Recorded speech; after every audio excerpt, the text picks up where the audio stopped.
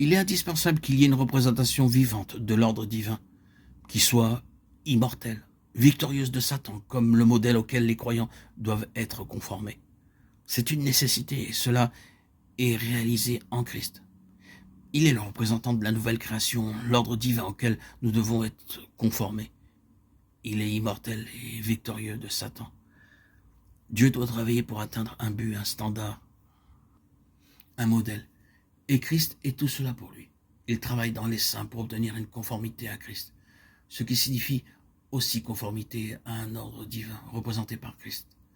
Car nous devons nous rappeler que Christ est la somme totale de l'ordre divin. Si souvent le peuple de Dieu manque de reconnaître cela, nous devons en premier lieu, bien sûr, reconnaître qu'il est une personne. Avant tout, il est la personne divine, mais il est en lui-même la somme totale de l'ordre divin et céleste. Si le tabernacle ou l'ancien temple exprimait un ensemble complet de choses régies, ordonnées, attitrées, fonctionnant et bien liées, un merveilleux système, ne soyez pas effrayés de ce mot placé dans son vrai domaine. Il est un mot très beau.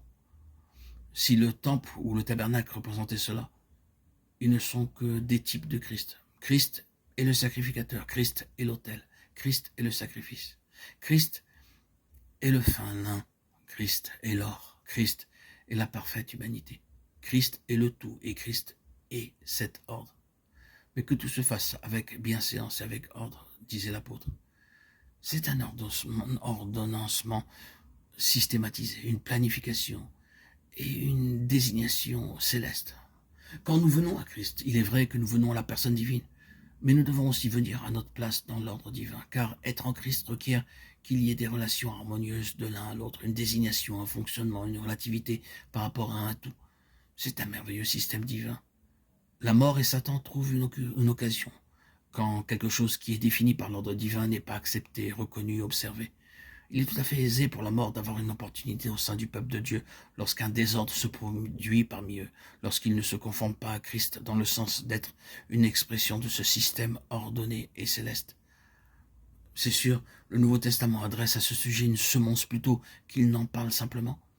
Si l'Église à Corinthe est un exemple d'un témoignage faible, et vraiment il l'est, la raison n'est pas à chercher très loin. Il s'agissait d'une question de désordre parmi les croyants. Ainsi, Dieu doit avoir cette représentation de son ordre divin qui n'est pas touché par la mort, qui est victorieux sur Satan, et ce à quoi les croyants doivent être conformes. Il s'agit d'une conformité à l'image de son Fils, notre Seigneur, Jésus-Christ. Ensuite, une union vitale avec lui est requise comme base, ainsi qu'une vie entièrement et continuellement dans le Saint-Esprit.